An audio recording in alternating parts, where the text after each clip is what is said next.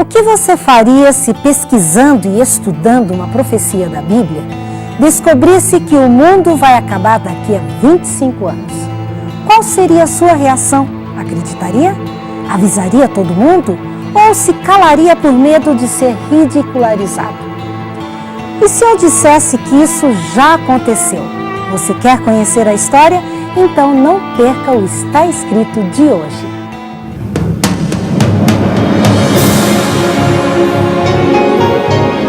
Ele permaneceu através dos tempos. O livro de Deus, a Bíblia, indispensável em nosso mundo complexo. Está escrito, transmitindo esperança ao redor do mundo. Apresentado por Fernando Iglesias. O que você faria se Deus revelasse somente a você que o mundo vai acabar exatamente daqui a 25 anos? Você se esconderia e se calaria com medo de ser ridicularizado? Ou faria de tudo para que todos soubessem? Pois isso aconteceu no século XIX com um homem sincero chamado William Miller. Enquanto estudava as profecias de Daniel, ele descobriu em Daniel 8 um texto que o fez estremecer. A profecia era intrigante. Era como se ela o levasse a calcular alguma data especial em que alguma coisa muito importante iria acontecer. Mas que data era aquela? E o que exatamente deveria acontecer naquela data sugerida? Enquanto lia a profecia, tentando interpretá-la, Miller viajou no tempo através de sua imaginação para a época do profeta Daniel, tentando desvendar tudo o que havia acontecido com ele. Era o ano 540 a.C. e o profeta Daniel estava ainda cativo em Babilônia. Daniel estava em seu quarto durante seus momentos especiais de oração, quando de repente teve uma visão muito diferente. Com olhos abertos, via como que num filme uma série de coisas muito diferentes acontecendo na história do mundo. A visão envolvia animais, poderes em guerras, lutas terríveis e reinos poderosos. Miller estava maravilhado com tudo aquilo. A profecia era fascinante. O profeta Daniel amava e respeitava o santuário que servia de lugar de adoração a Deus. De repente, Daniel se assusta ao ver que um poder terrível pisa o santuário de Deus, oferecendo uma oferta nojenta em lugar do sacrifício diário lá do santuário, e deita por terra a verdade de Deus. Daniel mal podia acreditar naquilo que estava vendo. Então, enquanto lia, de repente Miller se deparou com algo muito interessante que aconteceu com Daniel durante a visão. O próprio Daniel é quem descreve. Depois ouvi 2 anjos conversando, e um perguntou ao outro: quanto tempo vai durar aquilo que apareceu na visão? Por quanto tempo essa oferta nojenta será apresentada em lugar do sacrifício diário?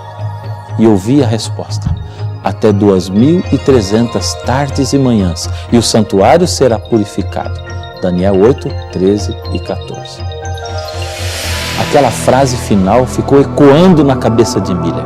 Até 2.300 tardes e manhãs, e o santuário será purificado.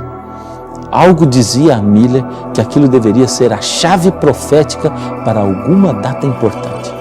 Se realmente fosse, era só continuar estudando a Bíblia, pois com certeza haveria pistas mais claras. Miller ficou pensando: quanto tempo representariam aquelas 2.300 tardes e manhãs? E o que Deus queria dizer com o santuário será purificado? Ele sabia que o santuário de Israel era purificado uma vez por ano no dia da expiação, o Yom Kippur. Mas Miller tinha certeza de que a profecia não estava falando da purificação do templo, do santuário de Israel. Afinal de contas, o templo de Israel nem existia mais, pois já havia sido destruído no ano 70 da nossa era. Assim, ficavam 2 perguntas importantes. Primeiro, a que grande evento a visão estava chamando de a purificação do santuário? E segundo, quanto tempo eram as tais 2.300 tardes e manhãs? Ou seja, quando aconteceria esse evento?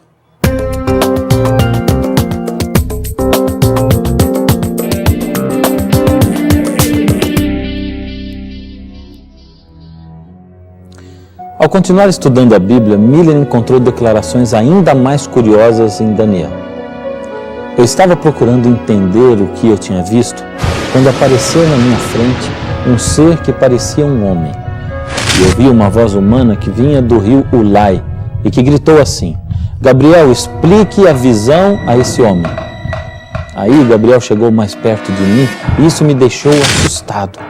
E ele disse: Você, homem mortal, precisa entender a visão, pois ela é a respeito do tempo do fim.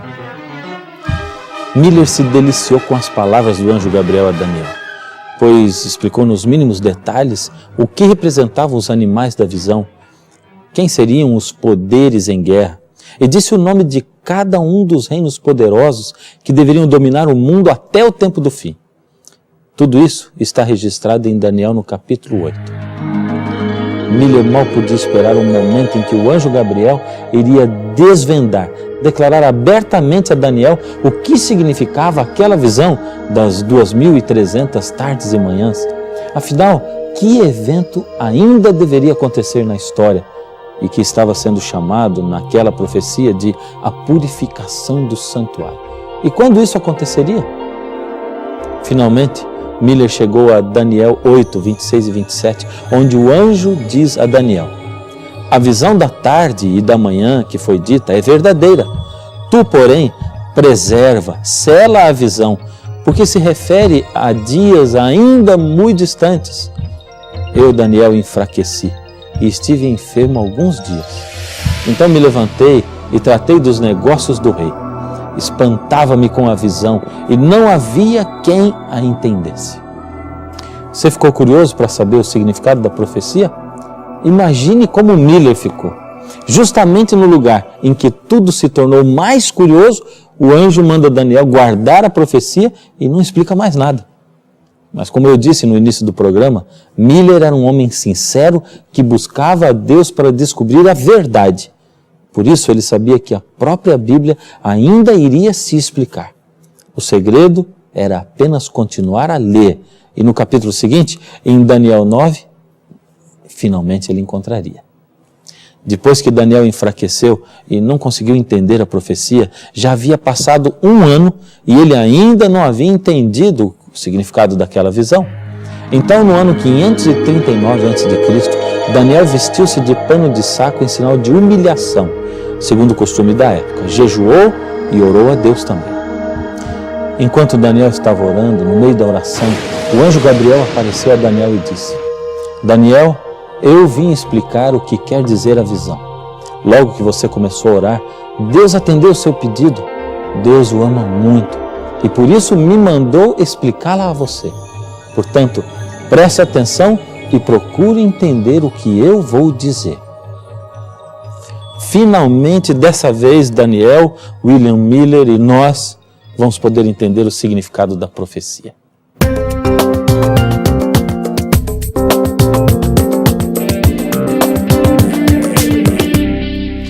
Deus amava tanto a Daniel que enviou o anjo Gabriel para responder à sua oração, durante a oração. A distância entre o céu e nós é tão pequena para Deus que enquanto ele ainda estava ajoelhado orando, o anjo apareceu no quarto ao lado dele. Você já experimentou falar com Deus assim? Já pensou que quando você ora, ele e os seus anjos se achegam em seu quarto, em sua casa, ao seu lado? Agora preste bastante atenção no método que Deus usou para explicar a Daniel o significado da profecia. O anjo começa dizendo a Daniel: 70 semanas estão determinadas sobre o teu povo e sobre a tua santa cidade. O que Deus queria dizer quando disse a Daniel: 70 semanas estão determinadas sobre o teu povo? Bem, em primeiro lugar, no hebraico, este determinadas quer dizer separadas, ou seja, Deus começou dividindo aquele período grande de 2.300 dias, separando deles 70 semanas. Mas o que aconteceria durante aquelas 70 semanas? Bem, o anjo disse que durante as 70 semanas, Deus, em primeiro lugar, cessaria a transgressão, em segundo, daria fim aos pecados, terceiro, traria justiça eterna e quarto, selaria a visão. Por último, quinto, ungiria o santo dos santos. São todos termos difíceis. O que será que tudo isso significava? Quem era o povo de Daniel? 70 semanas estão determinadas sobre o teu povo? Bem, o povo de Daniel era o povo judeu. Deus havia chamado o povo judeu para ser seu representante na terra, para pregar a salvação para todos os outros povos da terra. Porém, essa nação estava sempre rejeitando ao Senhor. Só que Deus sabia que o pior ainda estava para vir, a pior de todas as rejeições. Deus sabia que iriam até o ponto de rejeitarem ao próprio Jesus, o Filho de Deus, o ungido, o príncipe do universo. Mas Deus amava muito ao seu povo, o povo judeu. Por isso, quando ele diz, 70 semanas estão determinadas sobre o teu povo, isso quer dizer que Deus estava dando ao povo judeu uma chance, um tempo para que pudessem se arrepender e agir como o povo escolhido de Deus. Enquanto Miller estudava tudo aquilo, ele raciocinava e fazia gráficos. Sua imaginação funcionava como se estivesse realmente vendo o que se passava com Daniel. Ele estava começando a ficar cada vez mais animado com seu estudo. Só que o quebra-cabeças só estava começando a ser montado. Faltavam muitas peças, muitas perguntas para serem respondidas. A primeira delas, quanto tempo significavam aquelas 2.300 tardes e manhãs? Miller foi procurar na Bíblia para saber onde mais apareceria a expressão tarde e manhã. Encontrou a explicação em Gênesis, onde Deus, ao final de cada dia da criação, declara que tudo era bom, então logo em seguida aparece a expressão, e foi tarde e manhã um dia. Será que isso era assim tão fácil? Ou seja, 2.300 tardes e manhãs significariam 2.300 dias? Continuando a pesquisar, Miller também descobriu que os teólogos em geral usavam um princípio que tinha sido aceito até mesmo pelo grande cientista Sir Isaac Newton, primeiro cientista a explicar a força da gravidade, você se lembra? Isaac Newton não só acreditava na Bíblia, mas era um profundo estudioso dela. E o que poucos sabem é que ele escreveu muito mais a respeito da Bíblia do que de ciência. Em 1733, Isaac Newton havia escrito o seguinte: o santuário e o exército foram espezinhados por 2.300 dias, e nas profecias de Daniel, um dia equivale por um ano. Esse princípio de interpretação de profecia, onde um dia é considerado como um ano, é chamado princípio dia-ano. E quem estabelece é a própria Bíblia, em Números 14:34. E é confirmado em Ezequiel 4, de 4 a 7. Assim, para Guilherme Miller, a primeira pergunta já estava respondida, pois as 2.300 tardes e manhãs eram, na verdade, 2.300 anos.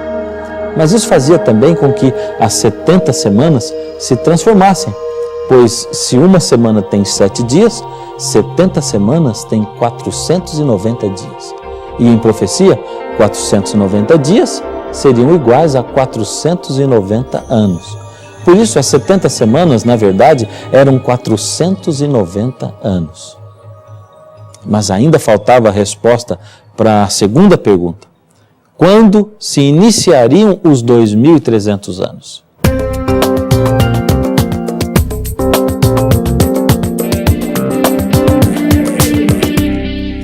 Essa resposta também estava bastante fácil. Foi só continuar lendo Daniel, pois o anjo continuava falando com Daniel e disse: sabe e entende, desde a saída da ordem para restaurar e edificar Jerusalém, até ao ungido, ao príncipe, 7 semanas e 62 semanas. As praças, as circunvalações se reedificarão, mas em tempos angustiosos. A pergunta já estava respondida na primeira frase que o anjo falou. Sabe e entende desde a saída da ordem para restaurar e edificar Jerusalém. Estava claro, todo esse período de 2.300 dias começaria com a saída da ordem para reconstruir e restaurar Jerusalém. Bem, agora ele tinha que descobrir quando saiu essa ordem. Foi então que ele encontrou na Bíblia o relato de Esdras 7, de 1 a 26, que dizia que a ordem saiu no 7º ano do reinado do rei Artaxerxes. Miller correu para descobrir nos livros de história em que data isso teria acontecido. e descobriu o ano 457 a.C. Mais uma pergunta respondida. Os 2.300 anos começavam no ano 457 a.C. Agora, espere um pouco. Vamos voltar ao texto citado agorinha mesmo. É que, na verdade, eu falei só o começo dele. Ele é cheio de informações.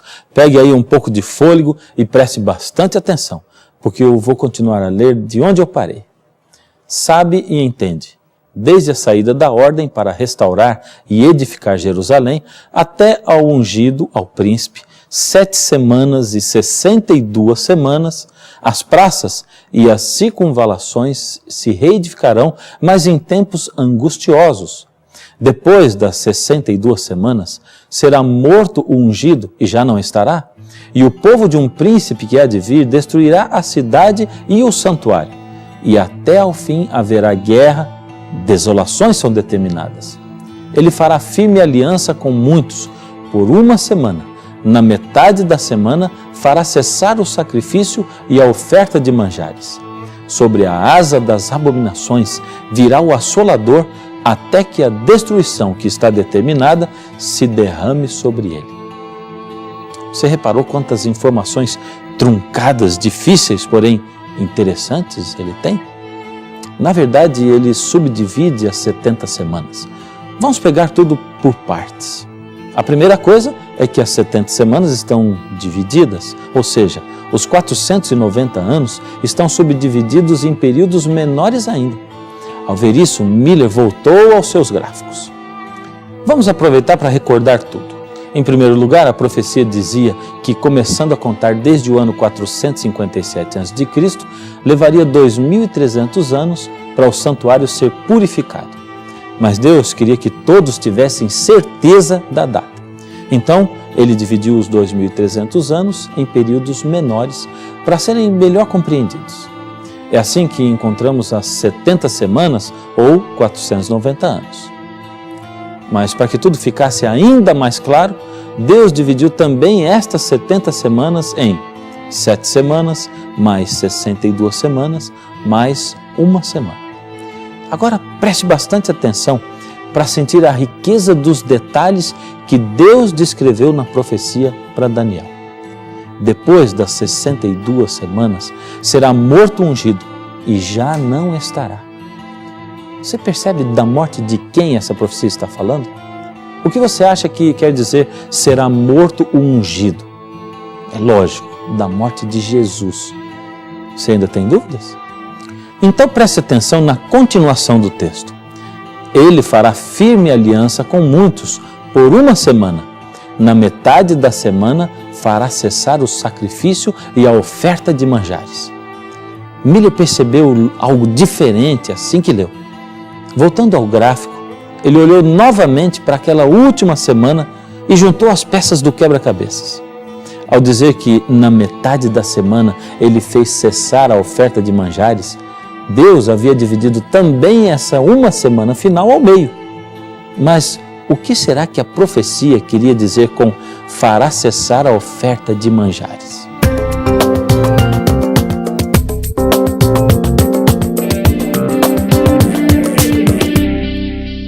Miller havia estudado bastante o ritual que acontecia no santuário de Israel e a Bíblia também.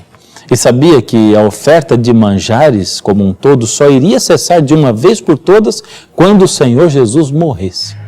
De repente, uma luz. Será que Daniel, que viveu 600 anos antes de Cristo, estaria anunciando a data da morte de Jesus na cruz? Bem, o único jeito de saber era contar. Se a contagem do tempo começava em 457 a.C., 7 semanas ou 49 anos depois, estariam exatamente na data do término da reconstrução de Jerusalém. Somando-se a isso mais 62 semanas proféticas, isso o levaria exatamente aos 27 da nossa era. Miller parou e respirou fundo.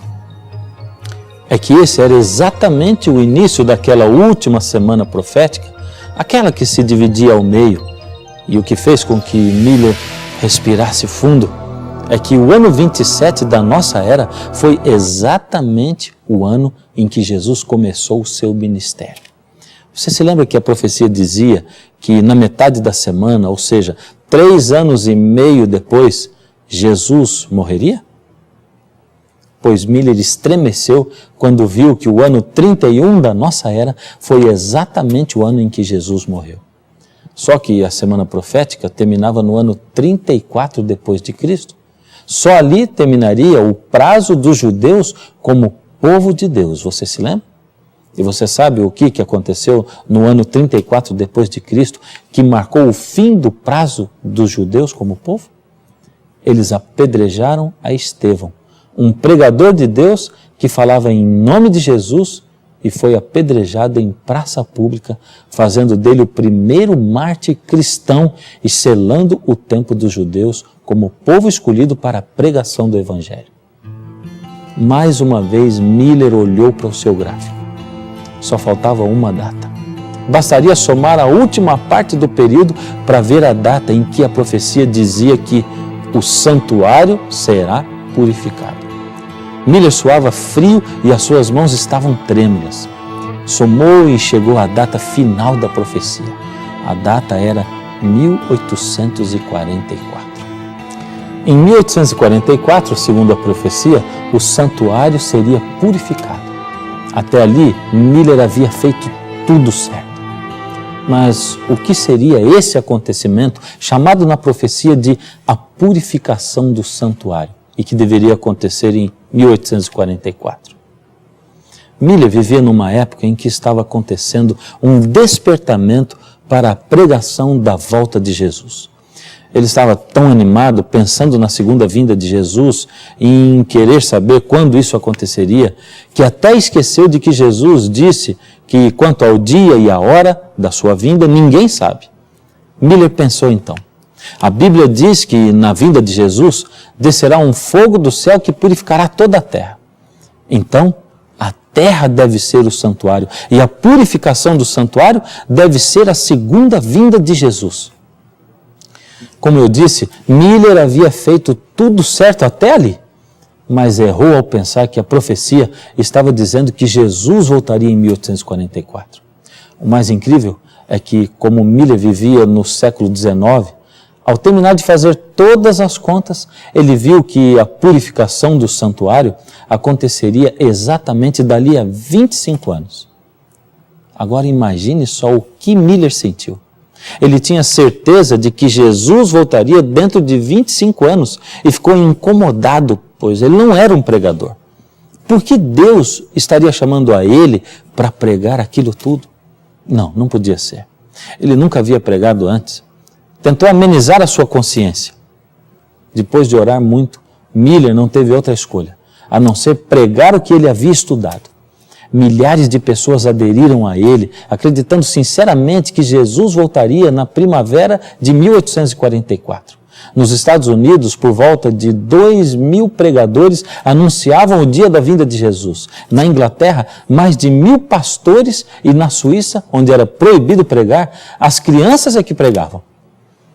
Entre 1842 e 1844, inúmeras conferências e campais foram realizadas nos Estados Unidos, reunindo aproximadamente 500 mil de pessoas.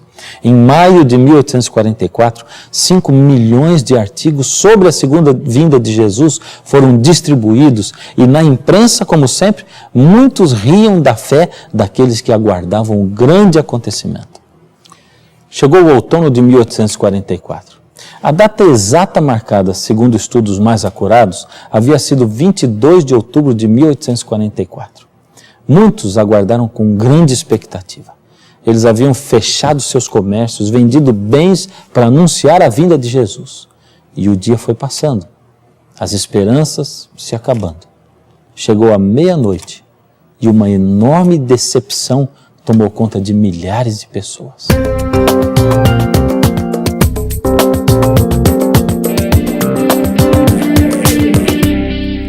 Muitos daquela época perderam a fé em Deus e na Bíblia. Outros amaldiçoaram Miller. O próprio Miller ficou muito triste e desapontado, mas não perdeu a fé em Deus e na Bíblia. Em muitos lugares, vários grupos de pessoas que esperaram a volta de Jesus não perderam a sua fé. Jesus não havia voltado, mas eles sabiam que o problema não estava com Jesus ou com a Bíblia. Eles é que deviam ter interpretado mal alguma coisa. A pergunta que se faziam era: onde erramos? Estudaram detalhadamente a data e refizeram os cálculos, prestando atenção a cada detalhe para saber onde haviam errado. Com certeza, os cálculos estavam certos. A data era 22 de outubro de 1844. Finalmente, chegaram à conclusão de que, se a data estava certa, o que estava errado era o acontecimento. Ou seja, Jesus não deveria voltar naquela data, mas algo muito importante chamado de a purificação do santuário deveria acontecer. O quê? Que santuário seria este? Estudando novamente o assunto do santuário, encontraram de novo o texto de Êxodo 25:40, onde está relatado o seguinte: vê, pois, que tudo faças segundo o modelo que te foi mostrado no monte. Essa ideia se completa em Hebreus 8, 1 e 2, onde diz assim: o mais importante é que temos um sumo sacerdote, tal que está assentado nos céus, à direita do trono de Deus, ministro do santuário e do verdadeiro tabernáculo que Deus fundou e não o homem. Foi aí que deram atenção a Hebreus, onde diz que Jesus entrou num santuário feito não por mãos humanas. O santuário que seria purificado não era a terra, mas o santuário celeste, para onde Jesus foi após a sua morte. Ele ressuscitou e entrou como nosso sumo sacerdote no lugar santo do santuário do céu. No santuário que Moisés construiu, o cordeiro era sacrificado no pátio, pois os pecadores só podiam entrar no pátio. Assim, como Cristo, o verdadeiro cordeiro, morreu na terra, a terra representava apenas o pátio do santuário celeste. Cristo morreu aqui na terra e ressuscitou. Agora, não como cordeiro, mas como nosso sumo sacerdote. Ao Jesus voltar para o céu como nosso sumo sacerdote, ele levou consigo o seu próprio sangue e entrou no lugar santo do santuário celeste. Ali o sangue ficou no santuário até o dia da purificação do santuário, ou o dia do julgamento. Ou seja, a profecia apontava que no dia 22 de outubro de 1844, Jesus passou do lugar santo no santuário celeste para o lugar santíssimo. Daquele dia em diante, estamos vivendo o dia do julgamento no santuário celeste. Ali Jesus está diante da presença de Deus como nosso sumo sacerdote. Ele nos representa diante de Deus dizendo: Pai, esses que me aceitaram são pecadores, mereciam morrer, mas eu morri no lugar deles e apaguei deles toda a culpa que poderiam ter. Eu paguei o preço, o salário do pecado com a minha morte, o meu sangue. E agora, Pai, estou aqui como sumo sacerdote, advogado destes que me aceitaram. Aceite, ó Pai, este teu filho, porque ele me aceitou para ser o seu substituto. É por isso que a Bíblia diz em Atos 4:12, em nenhum outro há salvação, pois também debaixo do céu nenhum outro nome há dado entre os homens pelo qual devamos ser salvos. Agora sim tudo fazia sentido. Deus deixou que Miller pregasse aquela data porque precisava que o mundo voltasse os olhares para coisas importantes. Deus desejava que essa época ficasse marcada na mente das pessoas. Desde que Jesus havia morrido, muitas verdades bíblicas haviam sido esquecidas. Com o objetivo de estudar melhor a volta de Jesus, as pessoas redescobriram as verdades sobre o sábado, a graça, a mortalidade da alma e muitas outras verdades maravilhosas. À luz dessas verdades, o Antigo Testamento passava agora a ter um significado especial, totalmente de acordo com a Bíblia toda. Deus deixou com que Miller pregasse tudo aquilo e as pessoas viessem para ouvir, porque ele desejava que as pessoas do mundo inteiro soubessem que o dia do julgamento começou em 1844 e acontece até hoje, quando nós tomamos decisões importantes para a nossa vida. Deus desejava que o mundo inteiro olhasse para a profecia e que começasse a pregar as suas verdades. Deus desejou que um povo se reunisse para pregar essa verdade. Deus desejou que as pessoas assistissem ali o início da Igreja Adventista do Sétimo Dia. A Igreja Adventista surgiu a partir dessa profecia. Por isso ela é chamada a Igreja da Profecia.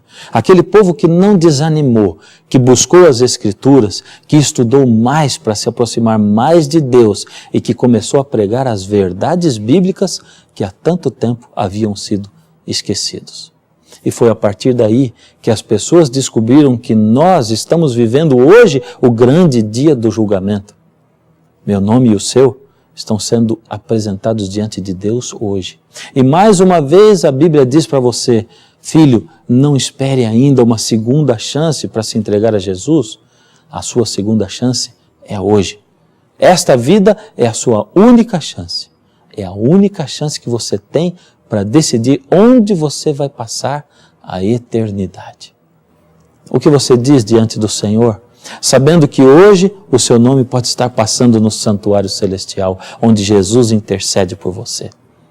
Eu gostaria de orar por você, para pedir ao Senhor que coloque na sua mente todas essas verdades, mas mais do que na mente, no seu coração. Incline a sua fronte. Deus amado, que verdades maravilhosas, Senhor.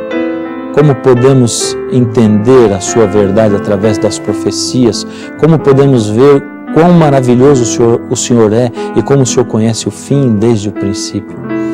Ó Senhor, essas verdades nos chegam, são novidades tão grandes, precisamos do poder do Seu Espírito para aceitá-la.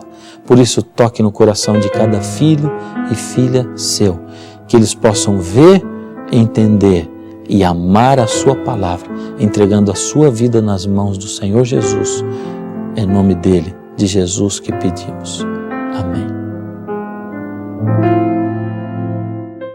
Eu sei que o tema de hoje é bastante complicado, cheio de números e datas, é muita informação. Por isso, preparamos para você a revista Princípios.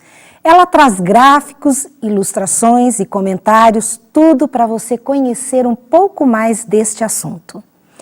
Então, é só você fazer contato conosco e receberá em sua casa totalmente grátis, sem custo nenhum, hein? A revista Princípios.